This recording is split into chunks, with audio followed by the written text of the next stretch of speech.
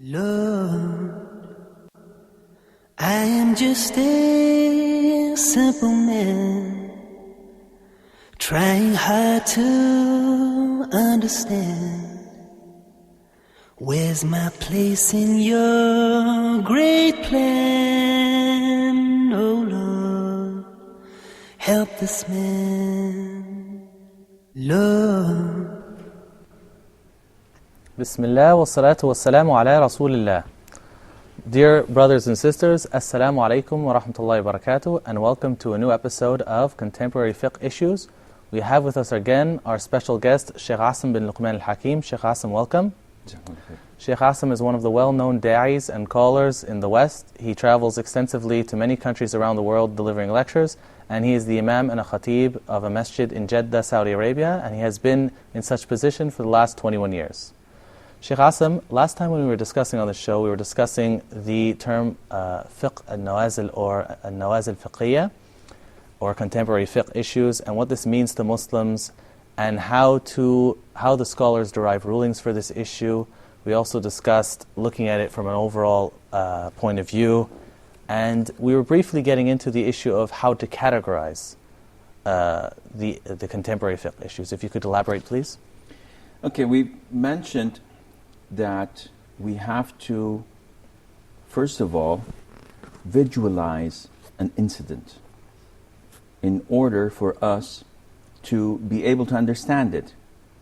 So if there is something that's contemporary, a physician would be the best person to explain it to a scholar in order for the scholar to be able to know what ruling to give.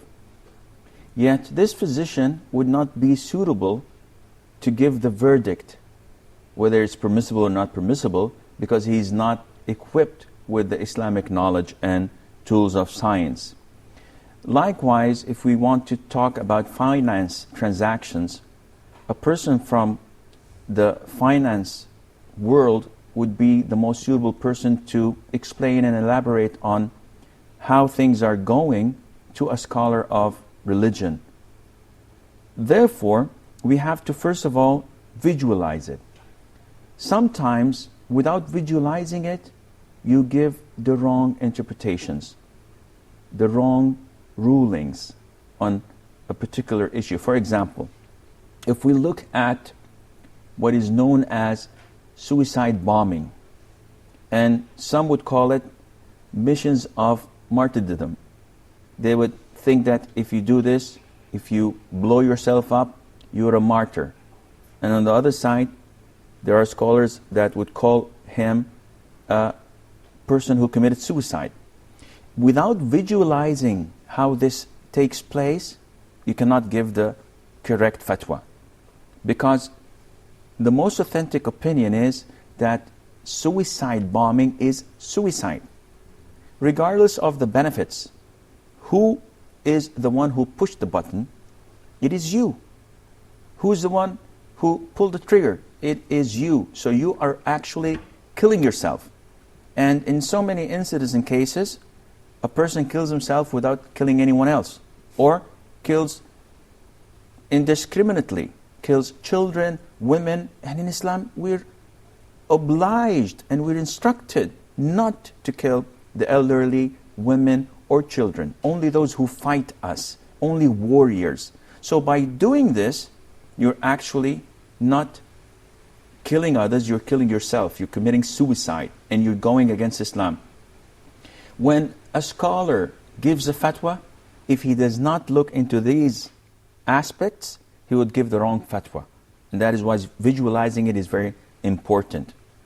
After you visualize something, then you move on to categorize it. And you go to the scholar of Islam and ask him about what category does this incident fall under. And the scholar has to follow a process.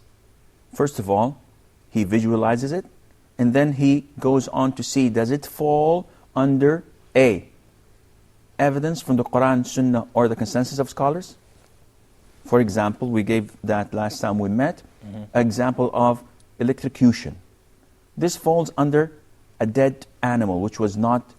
Electrocuting the animal, yes. Yes. To execute them. We as Muslims cannot eat an animal unless it is slaughtered Islamically by a Jew, Christian or Muslim, and it has to be slaughtered. So if it was killed before being slaughtered, this is considered to be a dead animal. Whether it was killed because it fell from a mountain, or it was hit on the head, or it was electrocuted, or it was suffocated, or whatever, it's still a dead meat. So even though there's no direct ruling from the Quran or Sunnah that says if you electrocute an animal to slaughter it, this is not considered lawful slaughtering, we can devise, or the scholars can devise by the evidence that if an animal dies by any other means other than slaughtering, it's considered dead meat. So there is a direct ruling. Exactly. This is exactly true. We can give another example for example, wearing a wig. In Islam, the Prophet told us about ﷺ, that it is forbidden for a woman to connect false hair to her own hair. But this is not connecting false hair. This is putting a whole thing on top of your head that looks like hair. So does it take the same ruling? The answer is yes, because it falls under the same evidence. And you can also talk about visualizing or sighting the moon. Because nowadays we have people saying that, can we calculate where the moon is going to appear and when the crescent is going to be born, instead of just visualizing it and sighting it. And the Prophet ﷺ clearly said that you have to fast once you sight it, and you have to break your fast, which is Eid, once you sight it. So this is something that was spoken for. The Prophet ﷺ already had drawn the line for us in this aspect.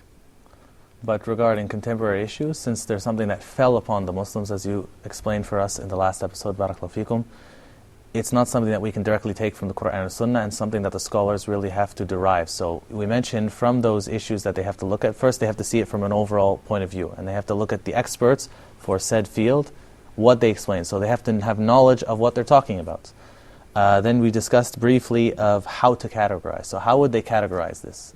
Well, actually, as I said, categorizing it falls under 4 main branches. First of all, they would categorize it if there's a verse of the Quran, Sunnah, or the consensus that falls under it.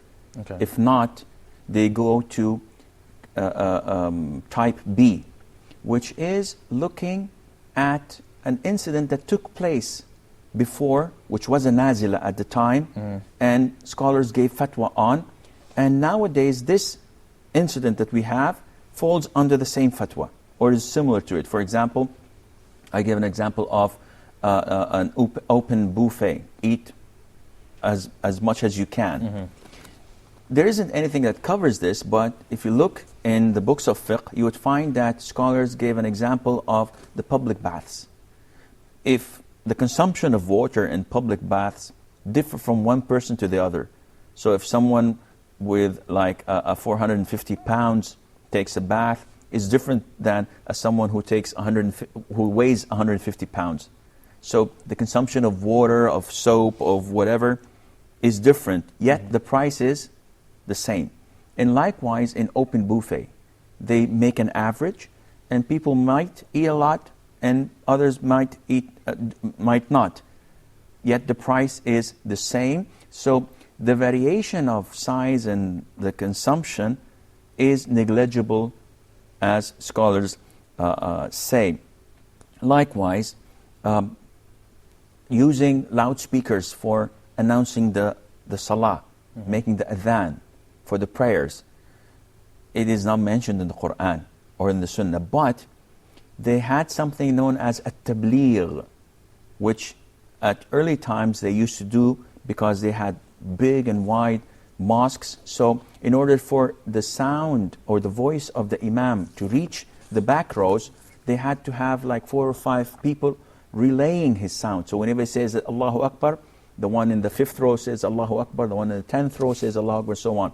So scholars said that it is permissible to use loudspeakers because it falls under the same incident, or it's similar to it. And compiling the Quran in tapes or in CDs, this is measured and compared to writing the Quran and collecting it in one mushaf as was done. So analogy with actions of past scholars and Muslims is taken into consideration. Yes, this is part 2.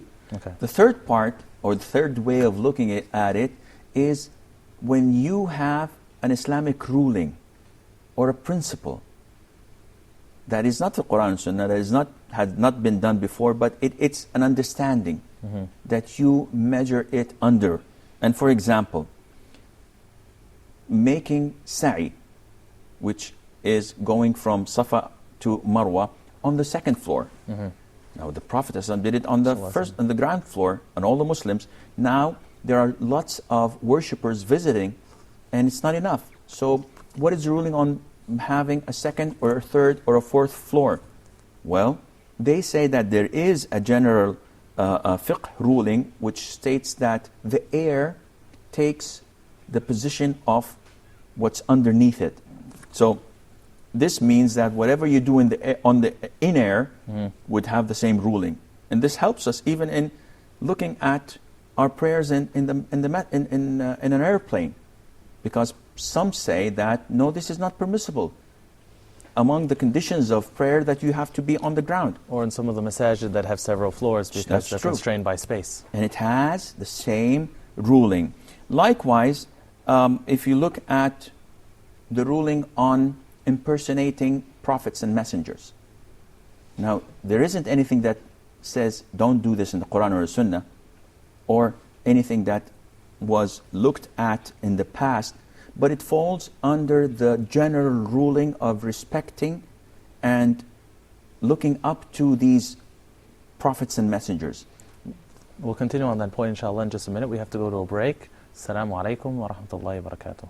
Lord, I am just a simple man, trying hard to understand.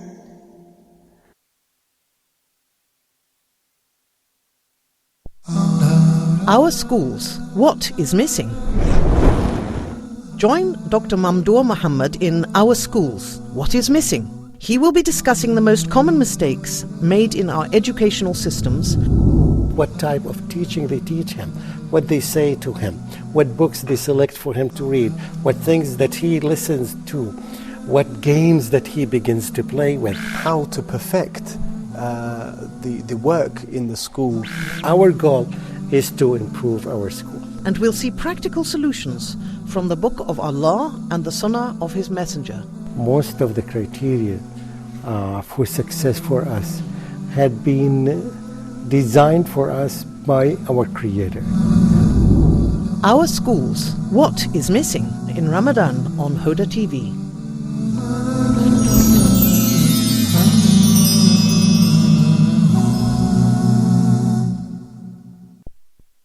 Lord, I am just a simple man, trying hard to understand. Assalamu alaikum wa rahmatullahi wa barakatuh, and welcome back.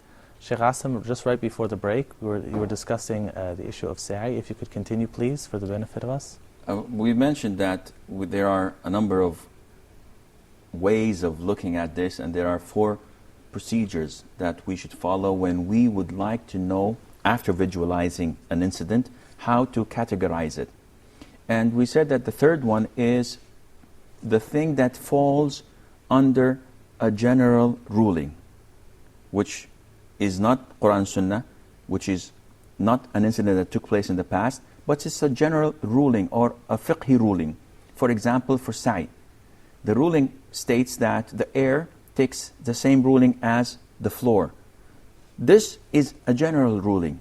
Once we apply it, we understand that if I build a second or a third floor over the mas'a, where people go from Safa to Marwa, this takes the same ruling. During Hajj and Umrah. During Hajj and Umrah. Likewise, if I pray on the ground or if I pray on a plane, then it's the same ruling because I am in the air, and the air takes the same ruling as the ground. And also impersonating messengers and prophets of Allah.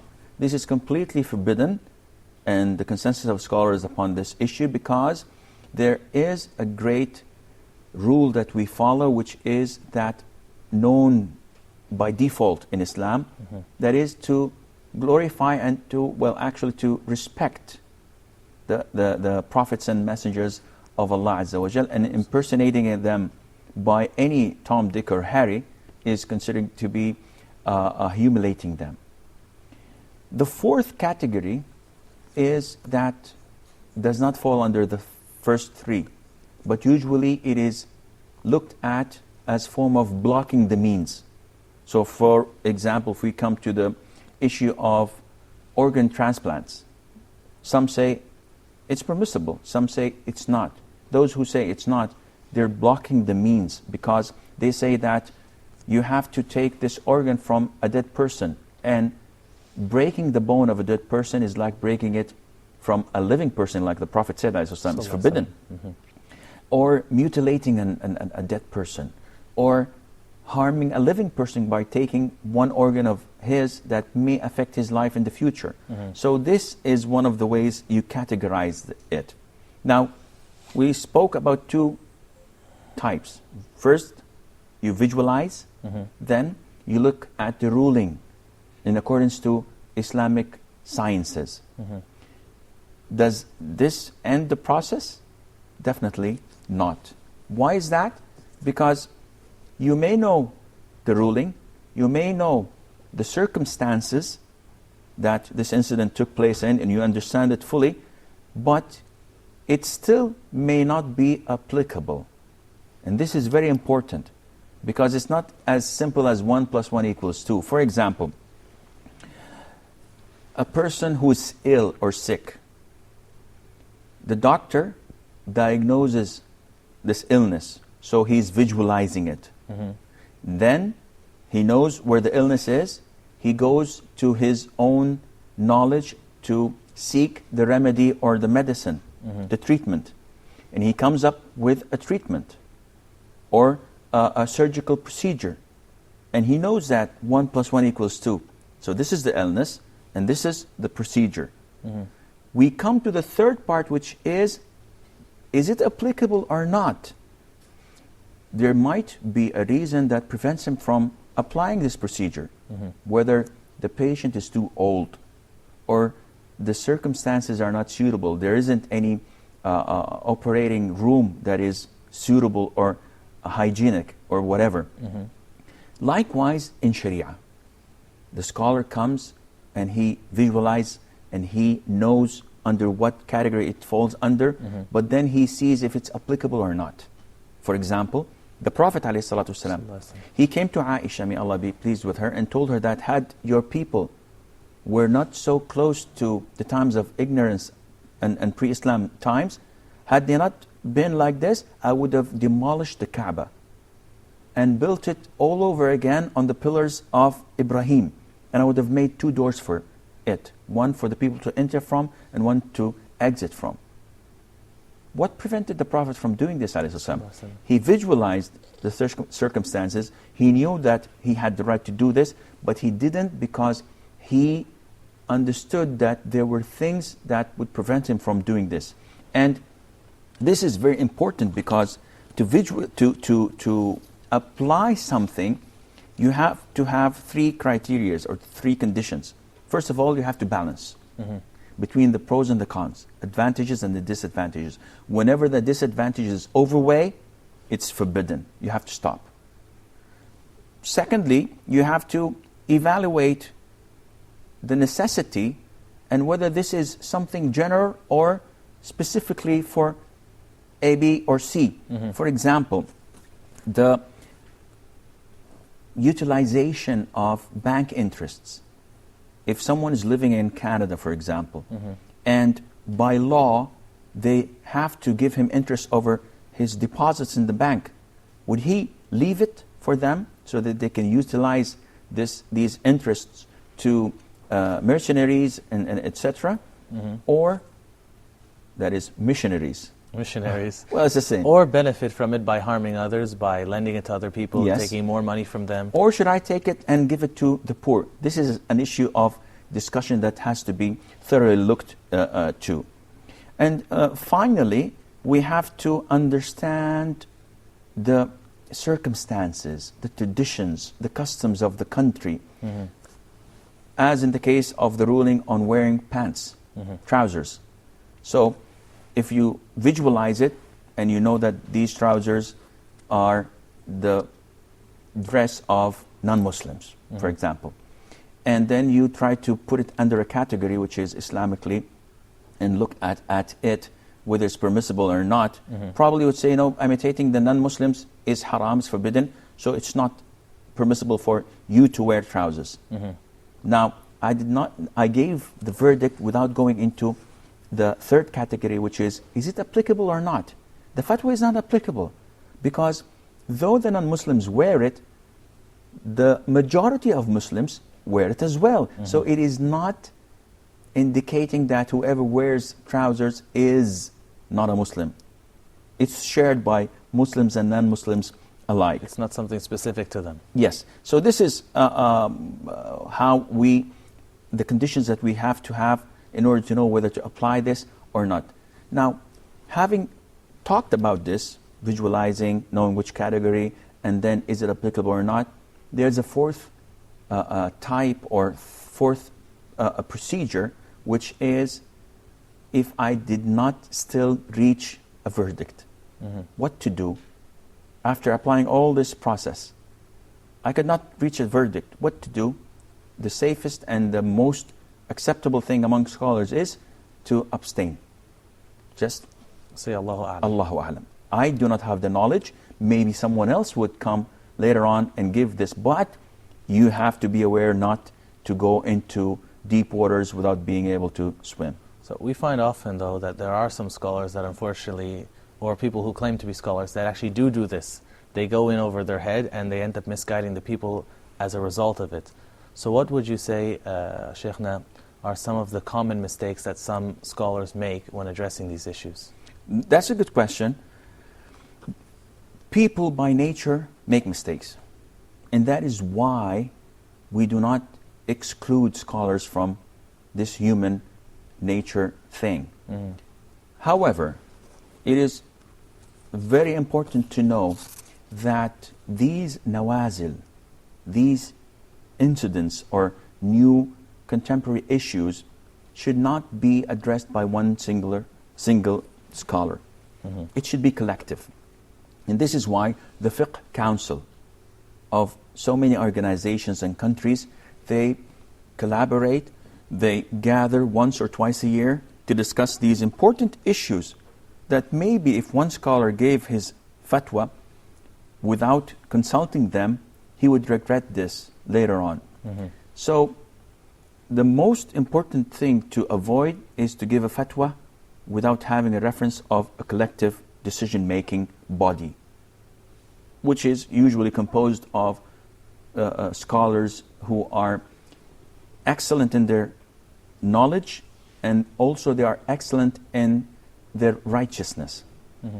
Among the mistakes that a lot of or some of the scholars may fall into is dissecting an incident that they're asked about.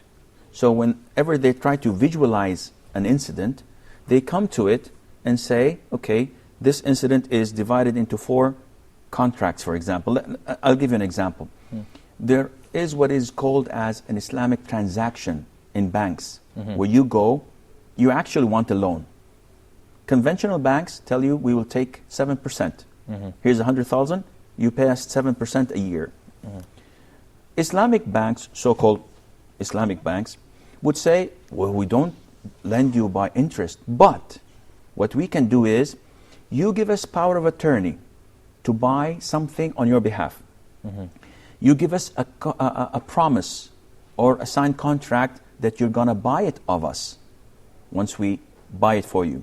And then you authorize us to sell it to someone else, and then you pay it to us in installments. So basically they're looking for like a loophole in the system, like Yes. trying to get around it, sort of like what the children of Israel did by putting their nets ahead of time, because they weren't allowed to work on the Saturday, so they would put their things ahead of time and then collect it after Saturday. It's exactly the same ruling. they are making a trick. The funny thing is that when a scholar comes and looks at this transaction, he dissects it, he divides it. So he says, power of attorney is permissible in Islam. Giving a promise that you will do something is permissible in Islam. Giving them the power of attorney to buy or to sell is permissible in Islam.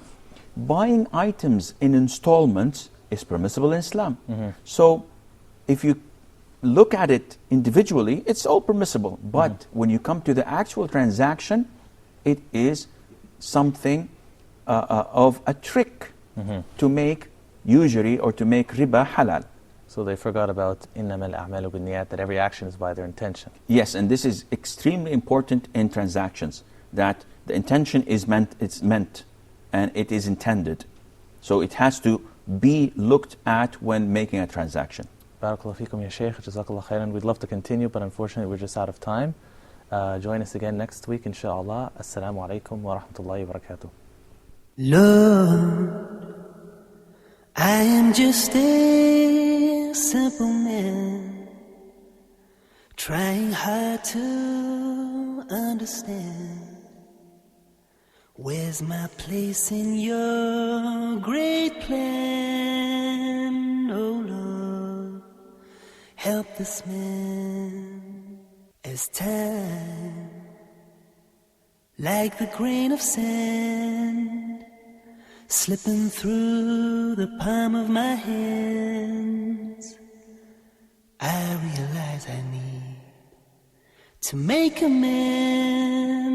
Oh Lord, forgive this man, forgive this man.